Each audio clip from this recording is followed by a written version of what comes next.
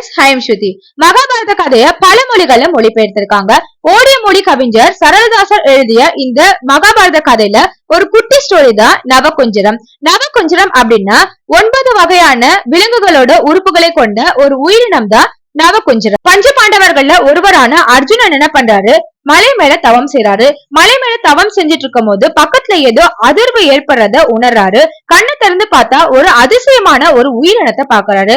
அப்படி என்ன பாக்குறாருன்னு பாத்தீங்கன்னா நவகுஞ்சரத்தை தான் பாக்குறாரு. நவகுஞ்சரம் பாக்குறதுக்கு எப்படி இருக்கும்னு பாத்தீங்கன்னா சேவலோட முகம், மயிலோட கழுத்து, சிங்கத்தோட இடை, எருதோட திமிழ், புலி, மானோட கால்கள், அதுக்கப்புறம் பாம்போட வால், கையில மனுஷன், ஒரு கையில மனுஷனோட கை, இன்னொரு கையில யானையோட கைன்னு சொல்லிட்டு இந்த மாதிரிதான் பாக்குறதுக்கு இருக்கும். இத பார்த்துட்டு ரொம்பவே ஆச்சரியமாவும் ரொம்ப வியந்தும் அர்ஜுனன் பாக்குறாங்க. அர்ஜுனன் என்ன பண்றாங்க, வில்லோட ரெடியா இருக்காங்க. நவகுஞ்சரம் கிட்ட வர வர அது கிட்ட எந்தவித ஆயுதமே இல்லையே, நம்ம எப்படி சண்டை போறதுன்னு சொல்லிட்டு அந்த வில்ல கீழே வச்சிடுறாங்க.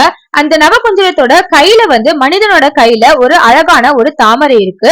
அந்த சமயம் தான் அர்ஜுனனுக்கு கிருஷ்ணன் சொன்னது ஞாபகம் வருது. கிருஷ்ணன் என்ன சொன்னார் அப்படின்னா, மனிதனோட எண்ணங்கள் தான் ஒரு வரையறைக்கு உட்பட்டது, ஆனா இந்த உலகமோ எல்லையற்றது அப்படின்னு சொல்லிட்டு உண்மைன்னு சொல்லிட்டு புரிஞ்சுக்கிட்ட அர்ஜுனன், ஒரு உலகத்துல நம்ம பாக்குறது மட்டும்தான் உண்மைன்னு சொல்லிட்டு நம்ப கூடாது, இந்த மாதிரி வித்தியாசமான உயிரினம் கூட இந்த உலகத்துல வாழ்ந்து கொண்டிருக்கலாம்னு சொல்லிட்டு அர்ஜுனன் உணர்றாரு. கிருஷ்ணர் தான் தன்னை சோதிக்க வந்திருக்காரு, நவகுஞ்சர அவதாரத்துல வந்திருக்காருன்னு சொல்லிட்டு அர்ஜுனன் உணர்றாரு.